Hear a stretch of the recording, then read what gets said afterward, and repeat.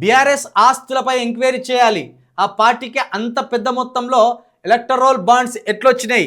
మంత్రి వివేక్.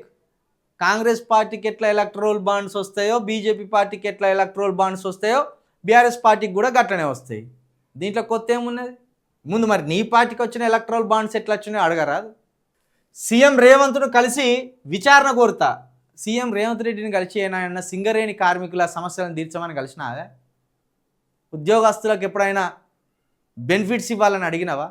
నిరుద్యోగులకు జాబులు ఇవ్వమని కలిసినావా ఎప్పుడు? అవి వాటి గలవడాట. కానీ రేవంత్ రెడ్డిని కలిసి కేటీఆర్ని అరెస్ట్ చేయాలి, వాళ్ళ పార్టీకి ఎలక్టరల్ బాండ్స్ ఎట్లొచ్చినాయి, కేసీఆర్ని అరెస్ట్ చేయాలి, వాళ్ళ ఆస్తులు ఎంత అట్లా ఎట్లొచ్చినాయి, ఇవి అడుగుతారట. ఇది ప్రజా సమస్య. ప్రజా సమస్యలను పక్కన పెట్టి పార్టీల సమస్యలను ముందటేసుకుంటారట వివేక్ గారు, మంత్రి వివేక్ గారు. ప్రతిభావంతులైన క్రికెటర్లు వెలుగులోకి రావాలి. హెచ్సిఏ సహకరిస్తే ఏటా క్రికెట్ టోర్నీ నిర్వహిస్తామని వెల్లడి. కేతనపల్లి సింగరేణి స్టేడియంలో కాకా మెమోరియల్ క్రికెట్ పోటీలు ప్రారంభం. మొత్తానికి కాకా టోర్నమెంట్ ప్రారంభమైంది. సరికి దళితుల నుండి అన్న ఒక ఇద్దరిని ముగ్గురిని క్రికెటర్లను తయారు చేసి ఆ ఇండియన్ క్రికెట్లో ఆడించే ప్రయత్నం చేయరాదు. 1000 కోట్లు ఉన్నాయి, లక్షల కోట్లు ఉన్నాయి. గా పని చేయక బీఆర్ఎస్ ఆస్తులు ఎట్లా పెరిగినాయి, నీ ఆస్తులు ఎట్లా పెరిగినాయో వాళ్ళ ఆస్తులు గట్టినే పెరిగినాయి. నువ్వు కష్టం చేసి ఆస్తులు పెంచుకుంటే వాళ్ళు కష్టం చేసి ఆస్తులు పెంచుకున్నట్టే.